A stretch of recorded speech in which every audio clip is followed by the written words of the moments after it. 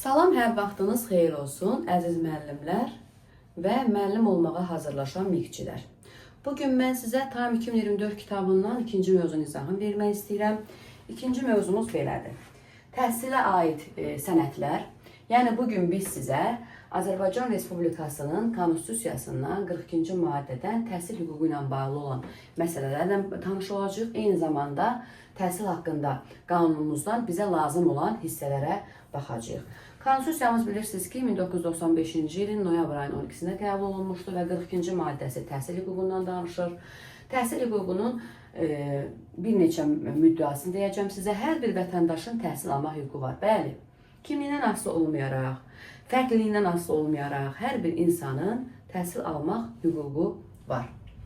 Dövlət pulsuz icbari ümumi orta təhsil hüququnu təmin edir. Bu nə deməkdir? Yəni, dövlətimiz pulsuz şəkildə icbari, bilirsiniz ki, yəni məcbur deməkdir. İcbari ümumi orta təhsil, yəni 9-cu sinifə qədər təhsil almaq dövlət tərəfindən pulsuz şəkildə və təmin olunur. Təhsil sisteminə dövlət tərəfindən nəzarət olunur. Bəli, bu da təhsil hüququnun maddələrindən biridir. Maddi vəziyyətdən asılı olmayaraq hər bir kəs, yəni istedadlı şəxsdən söhbət gedir, təhsilini davam etdirməsinə dövlət zəmanət verir. Bizim dövlətimiz həqiqətən də təhsil sahəsinə çox dəstəkləyici bir dövlətdir.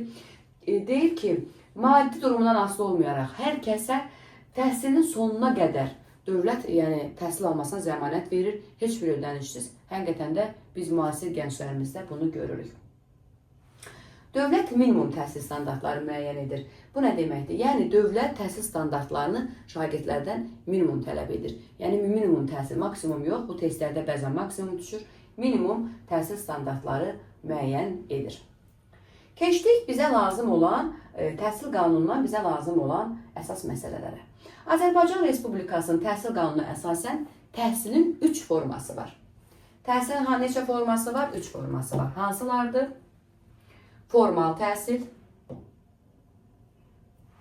Formal təhsil nədir? Sonunda dövlət tərəfindən sənəd verilən təhsildir. Yəni, bura ümumi məktəblər, bura universitetlər, kolleclər, peşə məktəbləri, yəni dövlət tərəfindən sonunda sənəd verilir. Attestat, diplom və s. Bu formal təhsildir. Yəni, qanuni şəkildə dövlət tərəfindən sənəd verilir. Qeyri-formal təhsil isə kurslarda, müəyyən dərnəklərdə aldığımız təhsildir. Ola bilsin ki, sonunda bir sertifikat verilsin, amma bu dövlət tərəfindən verilmədiyi üçün bu qeyri-formal təhsil sayılır.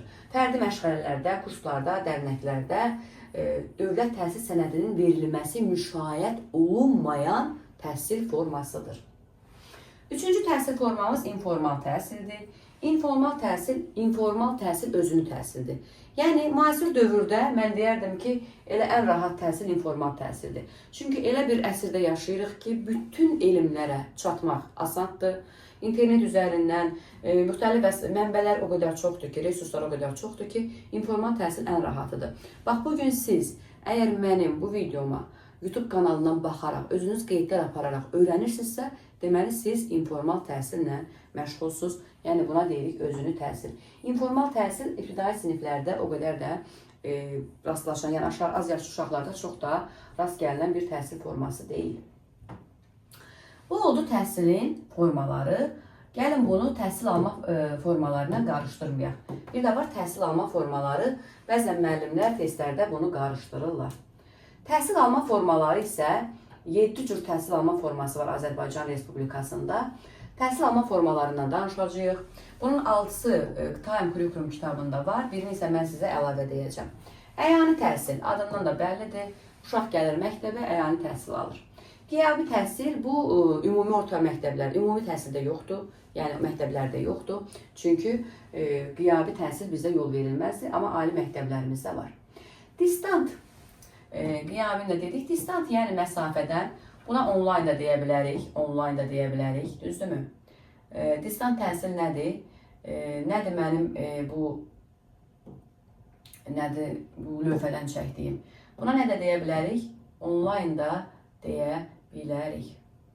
Aha, buna online da deyə bilərik. Yəni, məsafədən, bunu ən çox biz nə vaxt öyrəndik? Kurikulum zamanı öyrəndik. Məsələn, mənim təlimlərimə qoşulan müəllimlər Biz onlarla Google Meet üzərindən dərs keçirik. Bu distant təhsildir. Ümumi təhsildə olur, bəli, qanuni şəkildə mütəmadi olmur, amma xəstəliklər zamanı dövlət tərəfindən əgər müəyyən olunarsa, onlayn təhsil sisteminə neynirik, keçirik. Sonra gəlir 4-cü sərbəst təhsil. Sərbəst təhsilin ikinci adı eksternat təhsildir. Sərbəst təhsil müxtəlif səbəblərdən təhsildən kənarda qalan şəxslərə və yaxud da deməli, təhsilin hansısa bir səviyyəsini vaxtından əvvəl bitirmək istəyən şəxslərə verilir, yəni xüsusi istedadlı şəxslərə verilir. Bu nə deməkdir? Məsələn, uşağın 10 yaşı var, müəyyən səbəblərdən valideyn onu təhsildən yayındırıb, amma indi 1-ci sinifə gəlmək istəyir, oxumaq istəyir. Görürsünüz, müxtəlif səbəbdən təhsildən kənarda qalıb. Təhsil Nazirliyi tərəfindən ona təhsil ayrılır, yəni müəyyən icra orqanları tərəfindən və o uşaq sərbəst təhsil alma hüququna malikdir. Və yaxud da ki, xüsusi istedadı var, təhsilin bir səviyyəsini tez bitirmək istəyir. Məsələn, ibtidai sinifin 3-cü sinifini oxumaq istəmir, 2-dən 4-ə oxumaq istəyir. O da tənzimlənir, müəyyən qanunlarla tənzimlənir və o uşağa eksternat təhsil hüququ verilir. Bir də var fərdi təhsil. Baxın, fərdi təhsili burada eksternatın tərkib hissəsi kimi verib. Niyə? Çünki fərdi təhsil eynən eksternat kimidir. Yəni, Azərbaycan Respublikasında fərdi təhsil də var. Fərdi təhsil də eynən eksternat kimi müxtəlif səbəblərdən dərsdən yayınanlara və xüsusi istedadlı uşaqlara verilir təhsili tez bitirmək üçün. Amma bunun adından da bəllidir ki, burada uşaq ümumi siniflərdə yox, fərdi tək şəkildə təhsil alır. Bir də evdə təhsil var. Evdə təhsil isə sağlamlıq imkanları məhdud şagirdlərə ayrılan təhsildir. Müəllimlər cədvəl qurulur, müəllimlər təyin olunur. Hər fən müəllimi gedir evdə həmin şagirdin dərsini keçir. Bir də xüsusi bir təhsil alma forması var. Onu da özünüz üçün qeyd edin. Adı stasionardır. Stasionar. Stasionar təhsil deməli, yenə də yaza bilmədim. Görün, burada harada yazıram onu. Deməli, stasionar təhsil nədir? Stasionar təhsil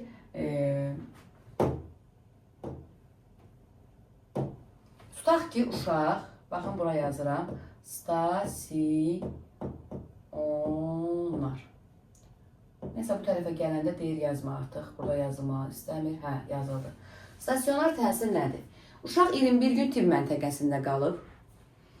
21 gün arayış verilir, azaddır dərsdən. Amma 21 gündən artıq qalır artıq. Elə bir xəstəlikdir ki, elə bir məsələdir ki, uşaq məktəbdə uzun müddət qalmalıdır. 2 ay qalmalıdır, 40 gün qalmalıdır, 1 ay qalmalıdır və s.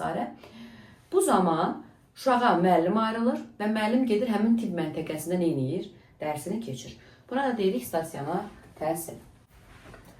İndi isə təhsilin pillələri və səviyyələrindən danışaq. Azərbaycan Respublikasında təhsilin 5 pilləsi var. Birinci, məktəbə qədər təhsildir. Məktəbə qədər təhsil adından da bəllidir ki, bağçadan söhbət gedir. Məktəbə qədər təhsilin səviyyəsi yoxdur. Sonra gəlir ümumi təhsil, yəni bizim orta məktəb. Bunlar pillələrdir. Ümumi təhsil, yəni bizim orta məktəbdən söhbət gedir. 1-ci, 11-ci sinifə qədər şagirdlərin təhsil aldığı orta məktəbdən söhbət gedir.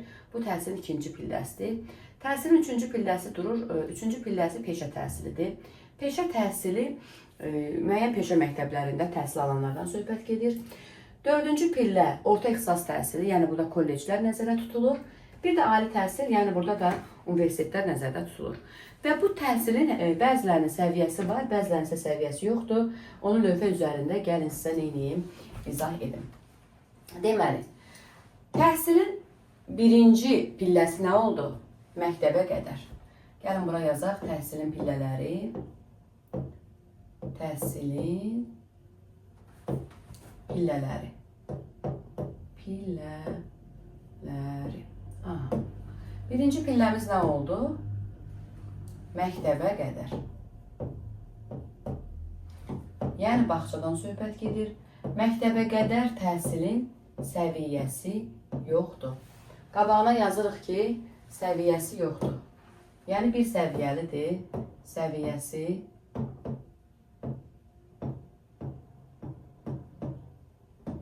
yoxdur. Aha, səviyyəsi yoxdur. Sonra gəldik ikinci pilləmizə. İkinci pilləmiz ümumi təhsildir. Ümumi təhsil. Ümumi təhsil, yəni orta məktəbdən söhbət gedir. Ümumi təhsilin nə az nə çox düz 4 dənə səviyyəsi var.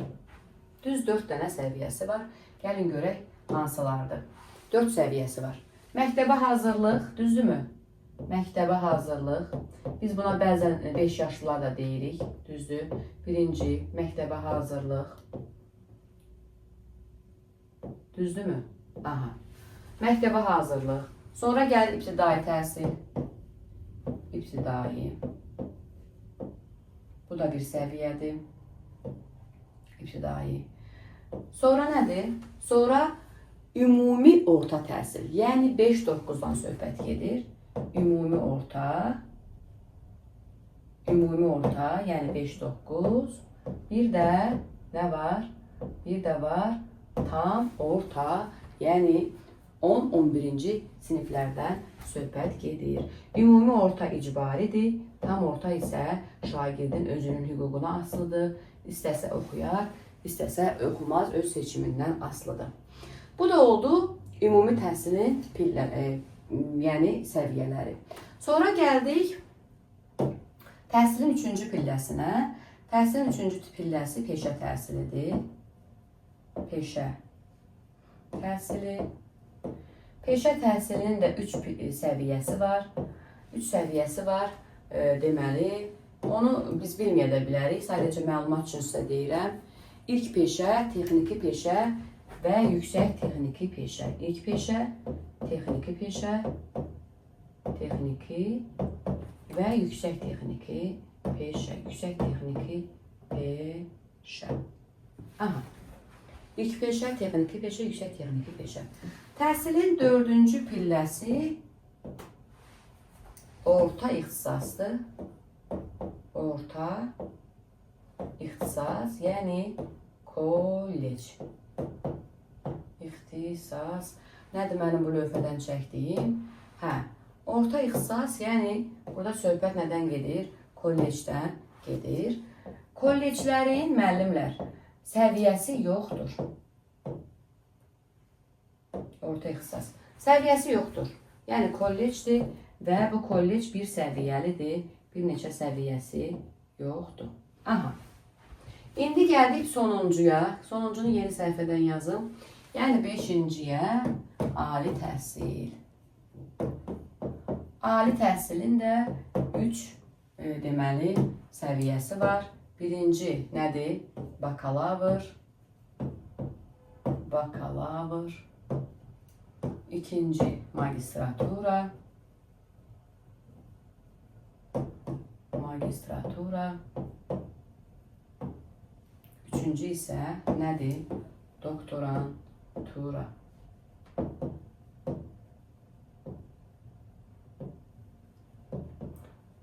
Doktorantura. Aha. Bu da oldu ali təhsilin səviyyələri. Tibb məktəblərində, yəni tibb universitetində magistraturanın adı nə gedir? Rezidentura gedir. Rezidentura. Eyni yəni səviyyədir, adı fərqlidir. Hərbi məktəblərdə isə doktoranturanın adı adjunktura gedir. Adjunktura. Aha, bu da oldu təhsilin pillə və səviyyələri. Davam edir dərsimiz. Deməli, 2 kurikulum var. Bir ümumi kurikulum, bir də fən kurikulumu. Ümumi kurikuluma aid olan cəmi 4 dənə məsələ var. Ümumi kurikuluma aid olan cəmi 4 dənə məsələ var. Ona görə də mən onları sizə dəqiqliyi ilə nəzərinizə çatdırmaq istəyirəm ki, burada siz nə eləməyəsiniz? Bu düzdür, o qədər də önəmli məsələ deyil, amma bilmək lazımdır. Fənlər üzrə bütün kurikulumlar ümumi təhsil proqramına, yəni ümumi kurikuluma aiddir. Dərsdən kənar məşğələlər, fakultativ dərslər ümumi kurikuluma aiddir. Məktəbdən kənar təhsil proqramları və tədris planları.